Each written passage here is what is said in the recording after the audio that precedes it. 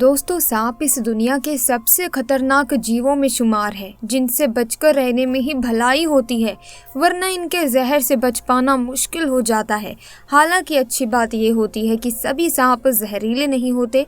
जहरीले सांपों में किंग कोबरा, करैत और ब्लैक मांबा आदि शामिल है। भारत में पाया जाने वाला नाग भी काफी खतरनाक होता है।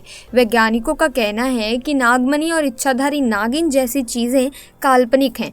उनका मानना है कि इस दुनिया में कभी इंसान या सांप एक दूसरे का रूप नहीं ले सकते।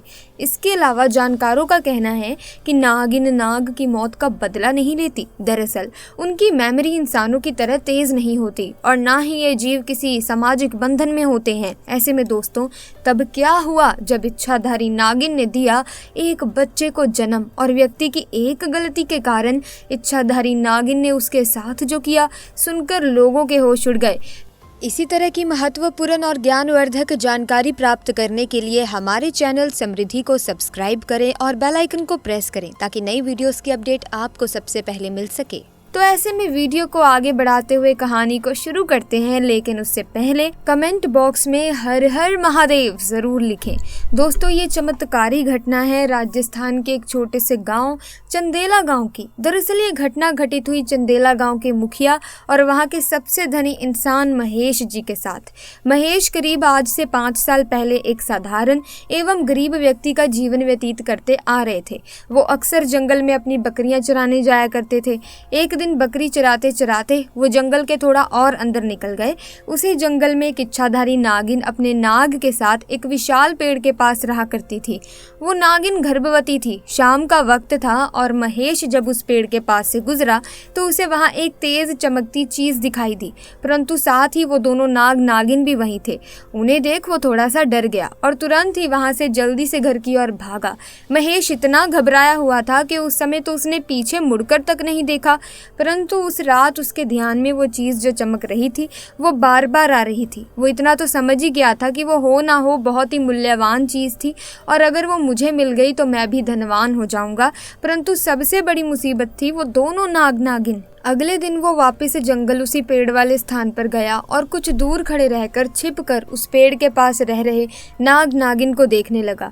कुछ देर देखने के बाद उसने ध्यान दिया कि नागिन तो गर्भवती है। वो उस रात घर आकर सोचने लगा कि ये अच्छा मौका होगा जब नागिन अपने बच्चे को जन्म देगी, तभी वो नागमणि चोरी कर लेगा, क्योंकि उस समय नागिन कमजोर होगी, बस नाग को मारना होगा। दोस्तों, कहते हैं कि अगर किसी नाग के मुंह की तरफ गोबर मार दिया जाए तो वो अपना होश खो बैठता है। अब महेश हर रोज गोबर लेकर उस विशाल पेड़ के पास छुपकर सही मौके का इंतजार करने लगा। एक दिन वो मौका भी आया जब नागिन अपने बच्चे को जन्म देने वाली थी।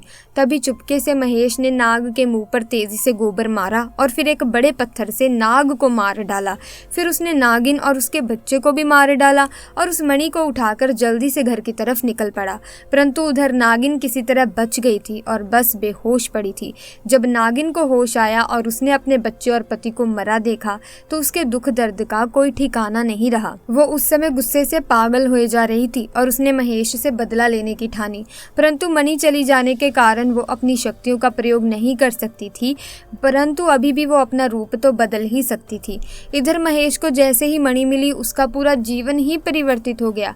उसकी फसल इस बार काफी अच्छी हुई और काफी महंगे भाव में भी बिकी। उसकी तो जैसे मानो लॉटरी लग गई हो, क्योंकि जो भी वो धंधा कर रहा था उसे हर जगह से लाभ मिल रहा था और महेश को पता था कि ये सब उस चमत्कारी नागमणि का ही कमाल है। गांव में हर जगह उसका नाम था। महेश के इस रुतबे को देखकर एक अच्छा रिश्ता महेश के लिए उसके पास ही के गांव से आया और माधुरी नाम की एक सुंदर स्त्री से उसका विवाह संपन्न हुआ। माधुरी अपने पति महेश को बहुत प्यार करती थी और बहुत ज़्यादा इज्जत देती थी। दोनों एक दूसरे का कदम कदम पर साथ निभाते। उनकी जोड़ी गांव में मिसाल बन चुकी थी। उधर नागिन भी एक पुरुष का रूप धारण कर श्लोक नाम से महेश के यहाँ उसका मुंशी बन गया और महेश का विश्वास जीतने लगा। महेश भी श्लोक के व्यवहार और वफादारी को देख उसे अपना भाई समान ही मानने लगा। एक दिन माधुरी अपने पति महेश के पास आती है और बताती है कि तुम पिता बनने वाले हो, मैं गर्भवती हूँ। ये सुन महेश की खुशी का ठिकाना नहीं रहा।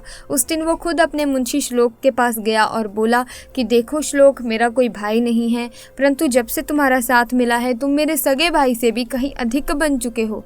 आज मैं बहुत खुश हूँ, इसीलिए आज मैं अपनी अपनी पत्नी और तुम्हें एक खास जगह ले जाना चाहता हूँ, क्योंकि मेरा इस दुनिया में तुम लोगों के सिवाय कोई नहीं है। और वो अपनी पत्नी और श्लोक को कार में बैठाकर गांव के एक कोने में ले जाकर कार एक छोटी सी कुटिया के सामने रोकता है और बताता है कि जब वो छोटा था तब इसी कुटिया में उसकी माँ की जान उसे जन्म देते ही चली गई थी। उसके पिता तो पहले ही गुजर चुके थे। तब एक बूढ़े बाबा ने उसकी माँ को वहीं दफना दिया था और महेश को उसी बूढ़े बाबा ने पाला था। महेश बताता है कि जब भी उसके साथ कोई बुरी घटना होती है या वो दुखी होता है तो बस वो इसी कुटिया के पास चला आता है। यहाँ उसे एक अनोखे सुकून का एहसास होता है। महेश आगे बताता है कि आज तुम दोनों को मैं इसीलिए यहाँ लाया हूँ क्योंकि तुम दोनों अब मेरी ज़िंदगी का एक अहम हिस्सा बन चुके हो। दोस्तों, ये सुन सभी की आंखों में पानी भर आता है।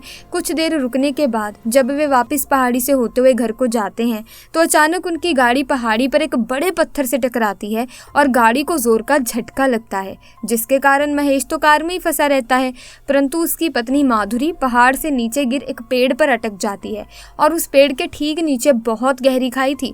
दोस्तों, वो रात कार्तिक पूर्णिमा की ही थी। श्लोक अपनी शक्तियां पाकर पुनः नागिन रूप धारण कर लेता है। महेश श्लोक को देखकर चौंक जाता है क्योंकि श्लोक अब नागिन में पुनः बदल गया था। वो नागिन महेश को बताती है कि कैसे ठीक इसी तरह वो भी इसी स्थिति में फंसी थी जब महेश ने उसका पूरा घर संसार लूट लिया था, उसके पति और बच्चे को मारकर, और आज मेरे पास बदला लेने का अच्छा मौका है। महेश घायल गाड़ी में फंसा हुआ था और वो रोकर नागिन को बोलता है कि भले मेरी जान ले लो परंतु मेरी पत्नी गर्भवती है, उसे छोड़ दो।